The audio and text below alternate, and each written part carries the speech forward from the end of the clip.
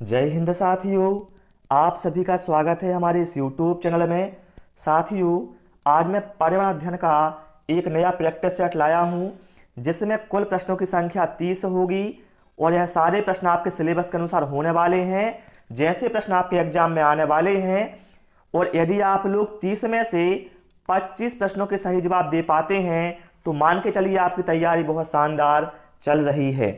ठीक है, इसलिए आप लोगों को इस प्रैक्टिस सेट को पूरा लगाना है जिससे आपको पता चल सके आपकी तैयारी कैसी है। और ईमानदारी से कमेंट में बताइएगा कितने प्रश्नों के सही जवाब आपने दिए हैं। तो बिना समय गवाए शुरू करते हैं प्रश्न क्रमांक 1 से। राष्ट्रीय अंतरिक्ष दिवस 2024 कब मनाया गया है? आप लोग सोचें इसका आंसर क्या होना चाहिए। तो साथियों ध्यान रखिएगा, चंद्रयान 3 मिशन सफल होने के उपलक्ष्य में जो हमारे प्रधानमंत्री जी हैं उन्होंने 23 अगस्त को राष्ट्रीय अंतरिक्ष दिवस के रूप में घोषित कर दिया है। तो हम कह सकते हैं 23 अगस्त को आप पृथ्वी वर्ष से राष्ट्रीय अंतरिक्ष दिवस मनाया जाएगा। राइट आंसर विकल्प बी होगा। क्लियर। अगला क्वेश्चन देखिएगा, क्रिकेट के खेल में पिच की लंबाई कितनी होती है? बताएं आप लोग राइट आंसर क्या होगा, सोचें। तो यहां पर राइट आंसर होगा विकल्प बी।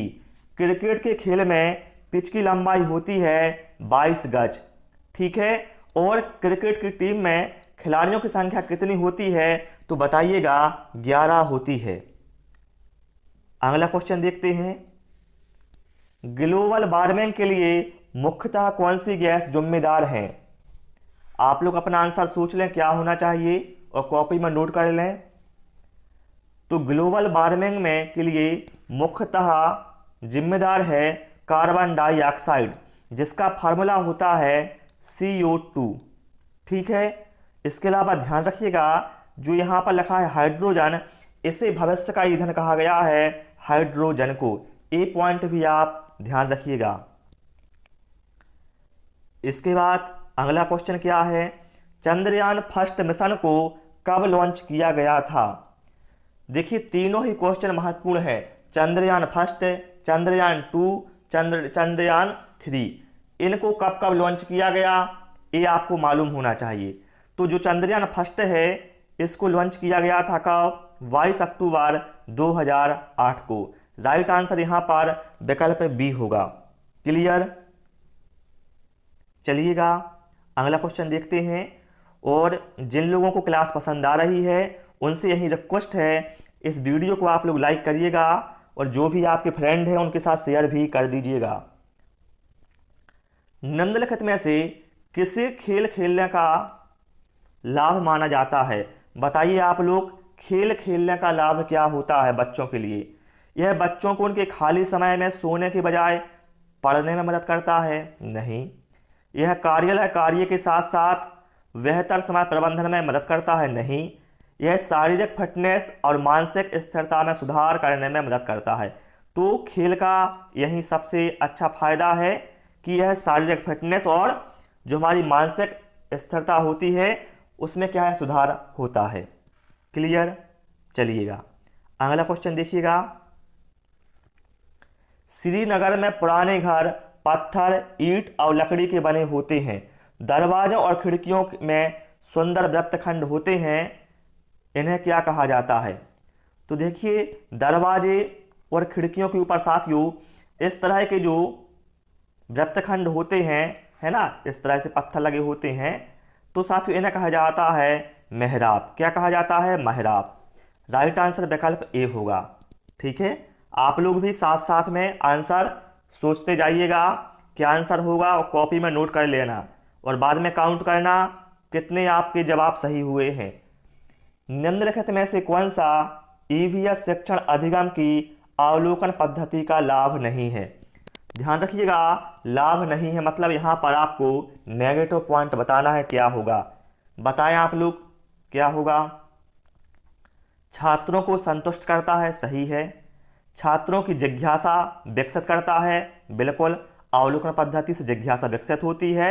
और ए बच्चों को उनके पर्यावरण का पता लगाने के लिए प्रोत्साहित करता है, ये भी सही है। लेकिन अवलोकन पद्धति से लेखन कौशल का विकास नहीं होता है ना, ये गलत कथन था। यही अपना राइट आंसर होगा विकल्प बी।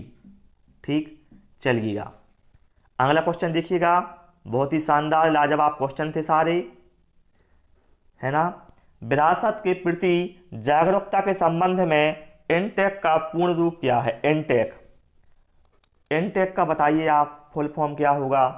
तो इसका मतलब है Indian national trust for art and cultural heritage, है ना। जो विकल्प ए में दिया है ये अपने यहाँ पर राइट आंसर होगा। क्लियर, चलिए अगला क्वेश्चन देखिए। अगला क्वेश्चन क्या है? Wild life institute of India WII बताइए कहाँ पर स्थित है? आप लोग जल्दी से अपना आंसर सोचें क्या होना चाहिए। तो साथियों, wild life institute of India जिसे हिंदी में कहा जाएगा भारतीय वन्यजीव संस्थान, तो ये है देहरादून में। कहाँ पर है? देहरादून में है। और इसका जो गठन है वह किया गया था 1982 में। ए पॉइंट भी ध्यान रखिएगा, यहाँ से भी क्वेश्चन आता है। चलिए अगला क्वेश्चन देखिए। निम्नलिखित में से कौन सी कृषि करने की प्रक्रिया पर्यावरण संरक्षण में सहायक है? बताएं आप लोग। अधिक उपज वाली किस्म की खेती, ग्लास हाउस में पौधे लगाना, शिफ्टिंग खेती या फिर जैविक खेती? जल्दी से आप लोग आंसर सोचें। तो यहाँ पर राइट आंसर होगा जैविक खेती। क्या होगा? जैविक खेती, है ना। ये हमारे पर्यावरण के अनुकूल होती है। क्लियर। और ध्यान रखिएगा जैविक खेती पर आधारित पहला राज्य कौन सा है भारत का? तो ध्यान रखिएगा सिक्किम। ठीक, यहां से भी क्वेश्चन कई बार पूछा गया है सिक्किम के बारे में। अगला क्वेश्चन देखिएगा। प्राथमिक स्तर पर EVS शिक्षण का सबसे महत्वपूर्ण पहलू निम्नलिखित में से कौन सा है? जल्दी से आप लोग आंसर सोचें क्या होगा और कॉपी में नोट कर लें। तो देखिए EVS शिक्षण का सबसे महत्वपूर्ण पहलू क्या है? गतिविधियों और विकास कौशल का विकास करना, मूल्यांकन में सफलता प्राप्त करना, विज्ञान की बुनियादी अवधारणा को समझना, या फिर विद्यार्थियों को प्राकृतिक और सामाजिक सांस्कृतिक वातावरण से जोड़ना। तो देखिए मुख्यतः क्या है, हम जब पर्यावरण की बात करते हैं तो हमें क्या करना है? विद्यार्थियों को प्राकृतिक और सामाजिक सांस्कृतिक वातावरण से जोड़ना है ना। इससे क्या है? प्रत्यक्ष अनुभव विद्यार्थियों को प्राप्त होंगे। ठीक है, राइट आंसर विकल्प डी होगा। चलिए अगला क्वेश्चन देखिएगा। CNG का मुख्य संघटक क्या है? CNG जिसका पूर्ण रूप क्या होता है? Compressed natural gas. ये ध्यान रखिएगा, इसका यूज वर्तमान समय में बहुत हो रहा है ना। तो इसका मुख्य संघटक होता है मीथेन। क्या होता है? मीथेन होता है CH4। ठीक है, ये फार्मूला होता है मीथेन का। क्लियर। अब आप लोग कमेंट में बताइएगा जो हमारी LPG होती है घरों में उपयोग होने वाली, इसका मुख्य संघटक क्या होता है? ये आप कमेंट बॉक्स में बताइएगा। चलिए अगला क्वेश्चन देखिएगा। एक शिक्षिका ने छात्र को अपने पास के एक पेड़ का चित्र बनाने का कार्य दिया है और वह सभी चीजें जो वह उस पेड़ के चारों ओर देख सकती है। यह अधिगम का कौन सा तरीका है? आप लोग सोचें इसका आंसर क्या होना चाहिए और कॉपी में नोट करें। तो साथियों देखिए यहाँ पर क्या है, उसके आसपास के पेड़ का चित्र बनाना है और आसपास जो उसकी चीजें हैं पेड़ की उन्हें भी वह बनाना है। मतलब इसमें क्या है, उस छात्र को क्या है, अवलोकन करना पड़ेगा, पेड़ को देखना पड़ेगा, आसपास की चीजों को देखना पड़ेगा, फिर क्या है वह उसमें चित्र बनाएगा। तो हम कह सकते हैं ये हो गई हमारी अवलोकन विधि। ठीक है, इसमें क्या होता है, जो दिखता है उसी के आधार पर कार्य करना होता है। चलिएगा अगला क्वेश्चन देखिएगा। निम्नलिखित में से कौन सी गतिविधि पर्यावरण संरक्षण से संबंधित नहीं है? बताइए आप लोग, आपके हिसाब से आंसर क्या होना चाहिए? कौन सी गतिविधि पर्यावरण संरक्षण से संबंधित नहीं है? तो देखिए प्राकृतिक संसाधनों का संरक्षण ये तो है, वृक्षारोपण भी है और जलाशयों की सफाई। वन उन्मूलन, देखिए वन उन्मूलन का मतलब होता है, आप समझे, उन्मूलन, उन्मूलन का मतलब होता है किसी चीज को खत्म करना। वन उन्मूलन मतलब वनों को खत्म करना। तो भाई अब जब वनों को आप खत्म करोगे तो क्या है, इससे नुकसान होगा, ना कि संरक्षण। तो राइट आंसर विकल्प ए होगा, ये संबंधित नहीं है। चलिएगा अगला क्वेश्चन देखिएगा, बताइएगा क्या आंसर होगा। हिमानी पानी की खाली बोतलों में पानी, तेल, पेंट आदि का भंडारण करती है। वह इस्तेमाल की गई बोतलों में सुंदर पौधे रोपकर कक्षा की दीवारों को सजाती है। वह क्या कर रही है? सोचें आप क्या आंसर होगा। देखिए यहां पर और किसने क्या किया है, बोतल का फिर से उपयोग कर लिया है, फेंका नहीं है बल्कि क्या है, बोतल को फिर से उपयोग में ले लिया। तो हम कह सकते हैं रीयूजिंग या फिर पुनः प्रयोग में लाना। ठीक है, उसने क्या है, बोतल को पुनः प्रयोग में लाया है। चलिए अगला क्वेश्चन देखिएगा, कौन सी मानव गतिविधि वातावरण में मौजूद ऑक्सीजन के स्तर को कम कर सकती है? सोचें आप लोग जल्दी से, आंसर क्या होगा। ऑक्सीजन के स्तर को कौन बताइए कम कर सकता है? पानी की बर्बादी, खुदाई, पशु शिकार या फिर वनों की कटाई। तो कौन कर सकता है? वनों की कटाई, क्योंकि हमें मालूम है जो पेड़ पौधे होते हैं वो कार्बन डाइऑक्साइड का अवशोषण करते हैं और उसके बदले हमें जीवनदायिनी गैस है ऑक्सीजन प्रदान करते हैं। अब जब पेड़ पौधे कम हो जाएंगे तो क्या है, ऑक्सीजन भी क्या है, कम रहेगी। ठीक है ना, राइट आंसर क्या है, विकल्प ए होगा। ठीक, चलिएगा अगला क्वेश्चन देखते हैं, निम्नलिखित में से कौन सा जीव सांप या फिर सर्प, कछुए और गिरगिट का निकटतम संबंधी है? बताइए आप लोग कौन होगा निकटतम संबंधी सर्प, कछुए और गिरगिट का। तो देखिए आप लोगों ने एक चीज पढ़ी होगी, सरीसृप। सरीसृप जीव क्या होते हैं, जो कि रेंगकर चलते हैं। जैसे हम बात करें मगरमच्छ हो गया, कछुआ हो गया, है ना, छिपकली हो गई, गिरगिट हो गया, सांप हो गया, ये सभी क्या हैं, रेंगकर चलने वाले जीव हैं। तो हम कह सकते हैं जो छिपकली है क्या है, कछुआ, गिरगिट और सर्प, इन्हीं के साथ आएगी, क्योंकि ये भी ये क्या है, सरीसृप है। राइट आंसर क्या होगा, विकल्प बी। क्लियर। चलिए अगला क्वेश्चन देखिए और आप कमेंट करिए क्या होगा इसका आंसर। ठहरे हुए पानी से कौन सा रोग हो सकता है? तो देखिए जब पानी एक जगह पर भरा हुआ रहता है या ठहरा हुआ रहता है तो उसमें क्या है, मच्छर उत्पन्न हो जाते हैं, और जब मच्छर हमें लोग काटते हैं तो उससे क्या है, हमें मलेरिया रोग हो जाता है। राइट आंसर यहाँ पर विकल्प ए होगा, है ना। और मलेरिया कौन से मच्छर से होता है, तो आपको मालूम होगा एनाफिलिज, है ना। राइट आंसर विकल्प ए होगा।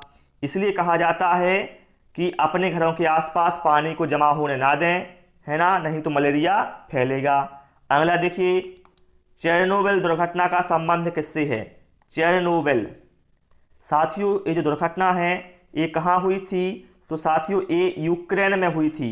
यूक्रेन में एक जगह है चेरनोबिल, वहाँ पर एक घटना घटित हुई थी, इसलिए इसको नाम दिया गया चेरनोबिल।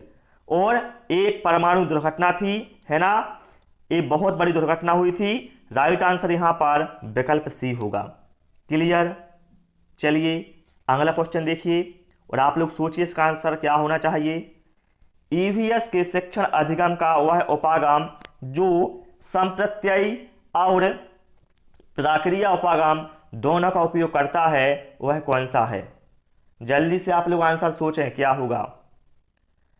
तो ध्यान रखिएगा, जो हमारा समाकलित उपागम होता है ये क्या करता है, संप्रत्ययी और प्रक्रिया दोनों उपागम का उपयोग करता है। राइट आंसर यहां पर विकल्प बी के साथ जाएगा। अगला क्वेश्चन देखिएगा, इकोसिस्टम शब्द का प्रयोग सर्वप्रथम किसने किया था? इकोसिस्टम का बताइए शब्द है जो, इसका प्रयोग सबसे पहले किसने किया था? आप लोग जल्दी से अपना आंसर सोच लें। तो राइट आंसर होगा विकल्प बी, ए.जी. टांसले ने।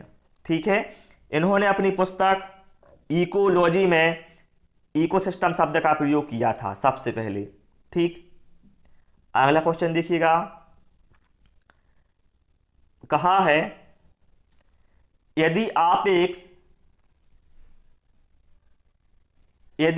एक शिक्षक के रूप में नदी और तालाब की अवधारणा को स्पष्ट करना चाहते हैं तो आप सर्वोत्तम परिणामों के लिए क्या कर सकते हैं। आप कक्षा के शिक्षक हैं, बच्चों को आप बताना चाहते हैं कि नदी और तालाब में क्या क्या डिफरेंस होते हैं, कैसे होते हैं, तो आप इसके लिए क्या कर सकते हैं, नदी या तालाब की यात्रा की व्यवस्था कर सकते हैं, एक वीडियो क्लिप दिखाने की व्यवस्था कर सकते हैं, एक चित्र दिखाने की व्यवस्था कर सकते हैं, या फिर एक लंबा व्याख्यान। देखिए व्याख्यान तो नहीं होगा, ठीक, बल्कि आप क्या कर सकते हैं, इनमें से विकल्प ए, नदी या तालाब की यात्रा की व्यवस्था कर सकते हैं। हो सकता है आपके विद्यालय के आसपास कोई नदी हो या तालाब हो, तो आप बच्चों को वहां पर ले जाकर उन्हें दिखा सकते हैं, लेकिन इस बीच आपको बच्चों की सुरक्षा का भी ध्यान रखना चाहिए, ठीक है। चलिए अगला क्वेश्चन देखते हैं, संसाधन का अर्थ क्या है। संसाधन बताएं आप लोग, राइट आंसर यहां पर क्या होना चाहिए आपके हिसाब से। तो संसाधन का अर्थ होता है कुछ ऐसा जो किसी लक्ष्य को प्राप्त करने में मदद के लिए इस्तेमाल किया जा सकता है ना। ए होगा संसाधन का अर्थ है, राइट आंसर विकल्प ए होगा। और आप लोग भी ईमानदारी से नोट करते जाइएगा आंसर, ताकि आपको पता चल सके कितने प्रश्न आपके सही हैं। अगला देखिए, ISO 14000 मानक संबंधित है। देखिए ISO का मतलब होता है इंटरनेशनल स्टैंडर्ड ऑर्गेनाइजेशन। तो जो हमारा ISO 14000 है ये संबंधित है हमारा विकल्प सी, पर्यावरण प्रबंधन से, ठीक है। ये राइट आंसर होगा विकल्प सी। चलिए अगला देखिएगा, निम्नलिखित में से कौन सा प्राथमिक प्रदूषक नहीं है। बताएं आप लोग इन चार में से कौन से प्राथमिक प्रदूषक नहीं है। आप लोगों ने पढ़ा होगा प्रदूषक दो प्रकार के होते हैं, प्राथमिक प्रदूषक और द्वितीयक। तो यहां पर हम देखें कार्बन मोनोऑक्साइड ये प्राथमिक प्रदूषक है, नाइट्रोजन डाइऑक्साइड ये भी क्या है प्राथमिक प्रदूषक है, और कणिकीय कार्बनिक यौगिक ये भी क्या है प्राथमिक प्रदूषक है। लेकिन साथियों जो यहाँ पर लिखा हुआ है भूतल ओजोन ये क्या है प्राथमिक प्रदूषक नहीं है, बल्कि ये द्वितीय प्रदूषक है। तो यहाँ पर राइट आंसर हमारा विकल्प डी होगा, भूतल ओजोन प्राथमिक प्रदूषक नहीं है, बल्कि यह एक द्वितीयक प्रदूषक है। चलिएगा अगला क्वेश्चन देखिएगा, डबल फॉल्ट शब्द किस खेल से संबंधित है। बताएं आप लोग, डबल फॉल्ट नाम थोड़ी ऐसा है कि फनी नाम है ना, डबल फॉल्ट। तो साथियों ए है टेनिस खेल से संबंधित। कैसे है, देखिए होता क्या है, टेनिस में साथियों जब सर्विंग करने वाला खिलाड़ी एक ही अंक में 2 बार गलती करता है तो उसी कहा गया है डबल फॉल्ट, ठीक है, समझ गए ना। आप लोग बताइएगा टेनिस किस देश का राष्ट्रीय खेल है और इसमें कितने खिलाड़ी होते हैं ये भी आप बताइएगा। चलिए मार्बल कैंसर किसकी वजह से होता है। मार्बल कैंसर सूक्ष्मजीव मत है, नहीं है, ठीक है। आप बताइए क्या है मार्बल कैंसर।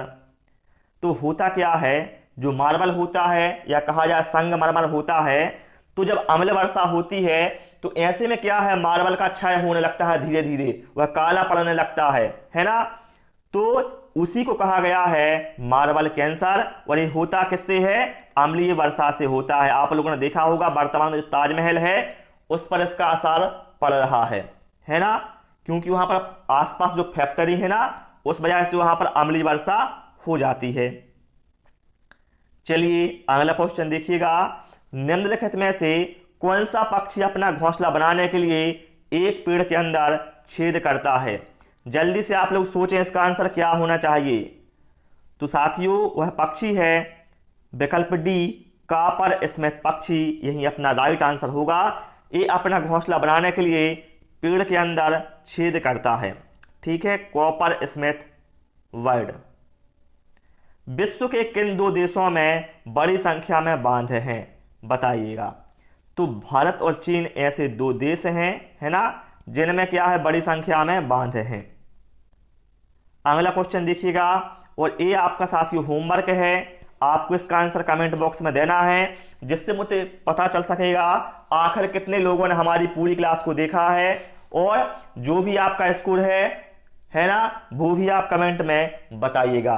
तो मिलेंगे साथियों एक नई क्लास में। आप सभी का बहुत बहुत धन्यवाद। लाइक करके आप लोग इसे शेयर भी अवश्य कर देना।